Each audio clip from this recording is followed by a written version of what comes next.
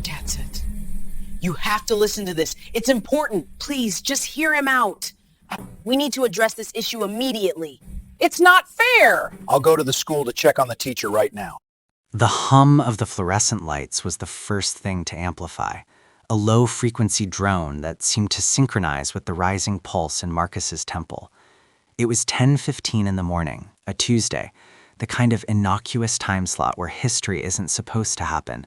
Yet here it was, condensing rapidly around the wooden veneer of a desk that had seen 1,000 students before him, but none quite like him in this specific moment. Marcus, 22 years old, a scholar by every definition, sought with a stillness that was practiced, a survival mechanism honed over years of navigating spaces where his presence was often treated as an anomaly or a provocation. Mr. Holloway, a man whose tenure had long outlasted his patience, stood 3 feet away, his face a topography of misplaced aggression and unchecked bias.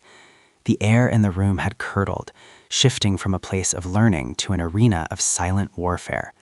Holloway wasn't just speaking, he was projecting, his voice carrying that specific jagged edge that authoritative figures use when they feel their dominance is being subtly questioned by the mere existence of someone they deem beneath them. The disagreement had started over a syllabus interpretation, a minor academic point about historical context, but Holloway had escalated it into a referendum on Marcus's character. He called it attitude, he called it insubordination. But Marcus, staring straight ahead through lenses that reflected the harsh overhead glare, knew it by its true name: policing. Every eye in the classroom was a camera, recording the spectacle, but Marcus knew that memory is fallible, that witnesses flinch, and that the narrative is almost always written by the one holding the gradebook. Holloway's voice rose, a crescendo of accusations about disruption and disrespect, words that were being weaponized to dismantle Marcus's dignity in real time. But what Holloway didn't know, what he couldn't see through the red mist of his own ego, was the subtle, almost imperceptible weight in Marcus's right pocket, the cold glass of a smartphone, the screen dark but the microphone very much alive, a silent observer, a digital witness that wouldn't flinch, wouldn't forget, and wouldn't lie. Marcus kept his hands visible, palms flat on the desk, a gesture of surrender to the untrained eye, but a tactical position to the knowing heart. He didn't speak, he didn't interrupt. He let the silence stretch, filling the gaps between Holloway's shouts with a calm that was more deafening than the noise. He was documenting the anatomy of an injustice, capturing the exact frequency of the bias that was about to try and derail his future. The room felt small, the walls closing in, but in his mind, Marcus was already miles away, preparing for the war that would follow this battle. The walk to the principal's office is a pilgrimage of shame for many, a ritualistic march designed to strip a student of their confidence before they even cross the threshold of authority. But for Marcus, the long, polished corridor stretched out not as a path of shame, but as a gauntlet of realization. The echo of his own footsteps against the linoleum floor sounded like the ticking of a clock, counting down to a confrontation that had been scripted centuries ago.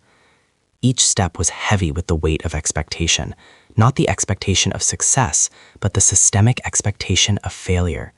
He passed the trophy cases, glass coffins holding dusty glories of the past, and felt the eyes of the institution on him. The posters on the walls screaming excellence and integrity felt like ironic set dressing for the scene playing out in his life. He could feel the adrenaline cooling on his skin, leaving a cold sweat that pricked at his back. His mind was racing, replaying the last 10 minutes, analyzing every syllable recorded on the device in his pocket. Did he say too much? Did he say enough? The fear was there, visceral and sharp.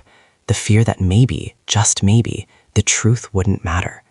He knew the statistics. He knew how these stories usually ended, with the word of the institution crushing the word of the individual.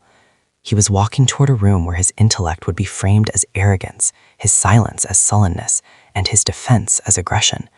The hallway seemed to elongate, a tunnel vision effect induced by the stress hormones flooding his system.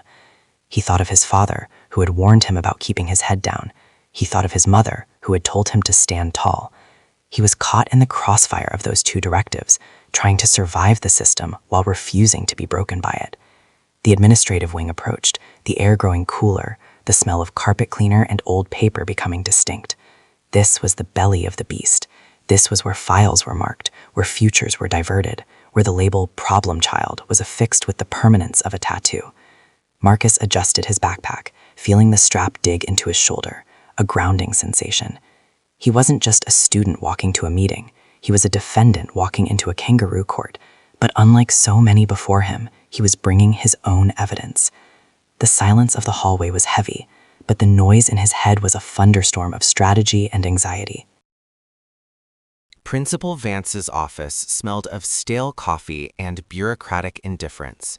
It was a room designed to intimidate, from the high-backed leather chair that elevated Vance above his visitors to the massive oak desk that served as a barricade between authority and the accused. Vance didn't look up when Marcus entered. He continued scratching his signature onto a document, a deliberate power move meant to signal that Marcus's time was less valuable than his paperwork. When he finally raised his eyes, they were void of curiosity, filled only with the weary annoyance of a man who had already made up his mind.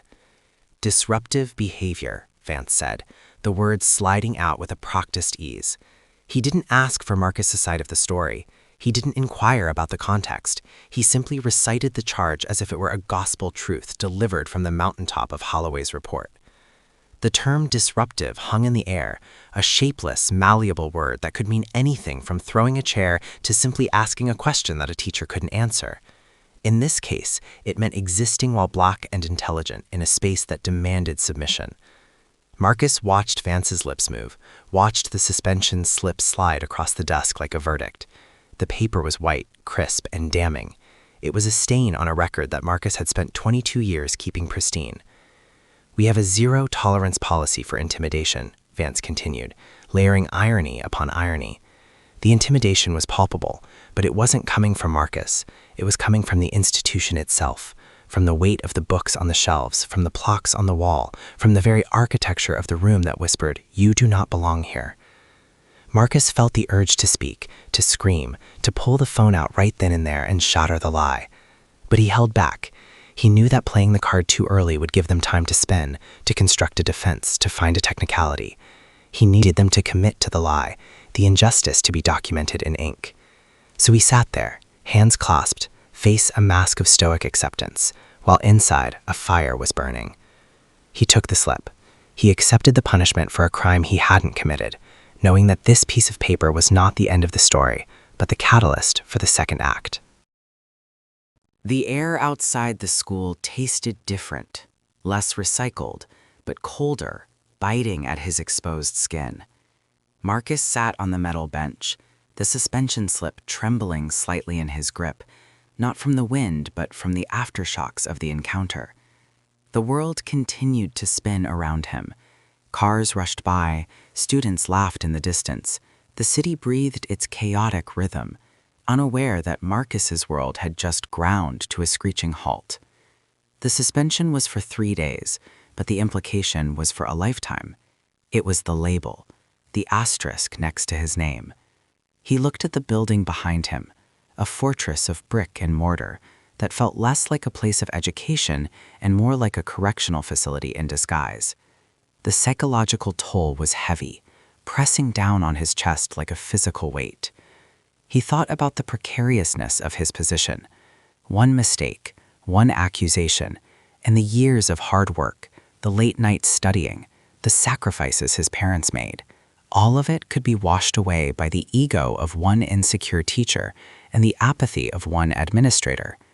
He felt a profound loneliness, the specific isolation of being right in a world that insisted you were wrong. The angry black man trope was a cage they had built for him, and today they had tried to shove him inside it and lock the door. If he had yelled, he would have proven them right. If he had stormed out, he would have proven them right. By doing nothing, by taking the abuse with silence, he had confused them, but he hadn't stopped them. Yet. The bus approached, a lumbering beast of steel and exhaust, and Marcus stood up. He folded the suspension slip carefully, treating it not as trash, but as evidence. He placed it in his pocket, right next to the phone. The duality of those two objects, the lie and the truth, sitting side by side against his hip, was a metaphor for his entire existence. He boarded the bus, moving to the back, his eyes fixed on the middle distance, plotting the path from victimhood to vindication. The living room, usually a sanctuary of warmth and relaxation, had been transformed into a war room. The silence was thick, punctuated only by the hum of the refrigerator and the heavy breathing of his father. Marcus had laid the suspension slip on the coffee table, a white flag of surrender that he refused to wave. His father looked at it as if it were a physical wound. His shoulders slumped under the weight of a generational fatigue. He knew this story. He had lived versions of it in his own youth and his father before him. It was the recurring nightmare of raising a black son. The fear that no matter how well you raise them, how polite they are, how brilliant they become, the world will still find a way to criminalize them. His mother was pacing, her anxiety manifesting as kinetic energy. She asked the questions that mothers ask. What did you do? What did they say? Surely there's a mistake. Her voice trembled with the desperate hope that this was a misunderstanding that could be fixed with a phone call. Marcus watched them, his heart breaking for the pain he had brought into their home, even though it wasn't his fault. He waited for the initial wave of fear to crest and break. He needed them to move past the panic and into the strategy. "I didn't do it," Marcus said, his voice steady, cutting through the emotional fog. "And I can prove it." The shift in the room was palpable. His father looked up, eyes narrowing, a spark of curiosity igniting in the ashes of his despair. His mother stopped pacing. Marcus reached into his pocket and pulled out the phone. It was a small gesture, but it held the power of a thunderclap. He explained the recording, the foresight, the instinct that had told him to hit record when the temperature in the classroom began to rise.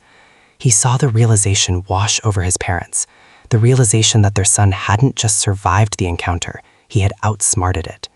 The fear in the room began to transmute into something else, something harder and sharper, righteous indignation. They weren't just a family in trouble anymore. They were a family with ammunition. In the quiet of his bedroom, Marcus became a forensic analyst of his own humiliation. The laptop screen glowed with the jagged green peaks and valleys of the audio file, a digital representation of the conflict. He pressed play, and the room was instantly filled with the ghost of the classroom. The sound quality was surprisingly clear. The ambient hum of the school, the shuffling of papers, and then the voice, Holloway's voice. Stripped of the visual intimidation, the teacher's tone was even more revealing. It was dripping with condescension, spiking into irrational anger. Marcus listened to his own voice in response, calm, measured, respectful. The contrast was jarring. It wasn't a debate, it was a badgering. He heard Holloway call him disruptive for merely asking for clarification on a source. He heard the teacher mock his intelligence, making snide comments that bordered on racial epithets without quite crossing the line into explicit slurs, the kind of dog whistle language that is designed to provoke a reaction while maintaining plausible deniability. But the recording caught it all, every sneer, every interruption, every escalation. Marcus replayed the moment of the alleged aggression that led to his suspension. On the tape, there was only silence from Marcus, followed by Holloway screaming, "Get out! You are threatening me with your attitude." The absurdity of it was almost comical, if the stakes weren't so high. Holloway was reacting to a phantom, projecting his own insecurity onto a silent student. Marcus felt a cold fury rising in his chest, but also a profound sense of validation. He wasn't crazy. He wasn't overreacting. He was the victim of a documented assault on his character. The waveform didn't lie. The data was pure. He scrubbed through the timeline, marking the timestamps, building his case note by note. This wasn't just about getting back into school. This was about exposing the architecture of the lie. He was armed with the truth, and in the digital age, the truth was a file size of 4.5 megabytes. Returning to the scene of the crime is never easy, but returning with the intent to burn down the lie requires a specific kind of steel. The waiting room of the administration building was a purgatory of beige walls and muted hostility. Marcus sat between his parents, a united front of dignity and a space designed to strip it away. His father wore his best suit, the one usually reserved for church and funerals, the fabric stiff and uncomfortable, but necessary. His mother bore a dress that commanded respect, her face set in a mask of polite ferocity. They were the picture of the respectable black family, playing the game of appearances because they knew that in this building, optics mattered as much as facts. The secretary behind the glass partition eyed them with suspicion, likely briefed on the troublemaker and his parents. The clock ticked loudly, a rhythmic reminder of the bureaucracy's slow, grinding pace. Every minute they were made to wait was a subtle power play, a tactic to make them sweat, to make them reconsider, to make them feel small. But Marcus felt giant. He felt the phone in his pocket, now backed up to 3 different cloud servers and a USB drive in his father's pocket. The fear from the previous days had evaporated, replaced by a cold, hard focus. He watched the door to the conference room, knowing that behind it sat Principal Vance and likely Holloway, preparing their narrative, rehearsing their lies, confident in their authority. They expected a pleading family. They expected apologies. They expected to dictate the terms of Marcus's return. They had no idea that they were about to walk into a trap. The air conditioning was freezing, but Marcus didn't shiver. He was ready. When the door finally opened and a timid assistant called their names, Marcus stood up first. He didn't look down. He didn't hesitate. He led the way, not as a student walking to his execution, but as a prosecutor walking to his opening statement. The conference room was a theater of gaslighting. Principal Vance sat at the head of the table, flanked by Mr. Holloway, who leaned back in his chair with a smirk that bordered on insolence. Holloway didn't look at Marcus. He looked through him, focusing his gaze on the wall as if the proceedings were beneath him. Vance opened the meeting with a patronizing speech about standards of conduct and mutual respect, words that tasted like ash in the room's heavy air. He reiterated the charges: disruptive behavior, insubordination, creating a hostile learning environment. Holloway nodded along, occasionally chiming in to add fabricated details, claims that Marcus had raised his voice, that he had slammed his books, that he had physically postured in a threatening manner. It was a masterclass in character assassination. Marcus's parents listened, their faces tightening with every lie. When his father tried to interject, Vance held up a hand, silencing him. "We need to establish a behavioral contract if Marcus is to return," Vance said, sliding a document across the table. It was an admission of guilt disguised as a second chance. It demanded an apology to Holloway. It demanded counseling. It was a complete capitulation. Holloway finally looked at Marcus, his eyes dancing with triumph. He thought he had won. He thought his word was the law. He relied on the ancient dynamic where the white teacher's fear trumps the black student's reality. He relied on the assumption that there was no objective record of the event. The arrogance was suffocating. Marcus felt his mother's hand squeeze his knee under the table, a signal to hold steady. They let the men finish their performance. They let the lies pile up until they formed a mountain of deceit in the center of the table. And then, when the silence finally fell, waiting for Marcus to sign his dignity away, Marcus spoke. His voice was soft, barely a whisper, forcing them to lean in. "I'm afraid your report contains several inaccuracies," he said. Holloway scoffed. "Your memory is biased, son," the teacher retorted. "My memory might be," Marcus replied, reaching into his pocket. "But the audio recording is not." The silence that followed the word recording was absolute, a vacuum that sucked the oxygen right out of the room. Holloway's smirk faltered, a crack appearing in the porcelain mask of his arrogance. Vance froze, his pen hovering over the contract. Marcus placed the phone in the exact center of the table, the block monolith reflecting the overhead lights. He didn't ask for permission. He simply pressed play. The audio erupted into the sterile room, loud and undeniable. Holloway's voice, shrieky and unstable, filled the space. "Don't you dare look at me like that," the recording screamed, followed by the calm, confused voice of Marcus asking, "Like what? I'm just listening." The contrast was devastating. The recording played on, capturing the teacher's rapid descent into irrationality, his taunts, his bullying. It captured the silence of the student, the patience, the absolute lack of the aggression that had been claimed. Holloway's face drained of color, turning a sickly shade of gray. He looked at the phone as if it were a bomb that had just detonated. Vance shifted in his seat, his eyes darting from the phone to Holloway, the realization dawning on him that he had bet his reputation on a liar. The threatening posture Holloway described was revealed to be a fabrication. The shouting was revealed to be entirely one-sided. The audio continued, mercilessly exposing the truth. Every lie told in the last 20 minutes was systematically dismantled by the ghost of the past. The angry black man narrative disintegrated, replaced by the reality of an unstable, abusive teacher. Marcus watched them. He didn't gloat. He didn't smile. He watched the power dynamic flip on its axis. The phone was the judge, the jury, and the executioner of their deceit. When the recording ended, the silence that returned was different. It wasn't the silence of intimidation anymore. It was the silence of shame.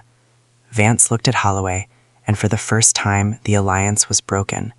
Holloway slumped, shrinking into his chair, a man destroyed by his own voice.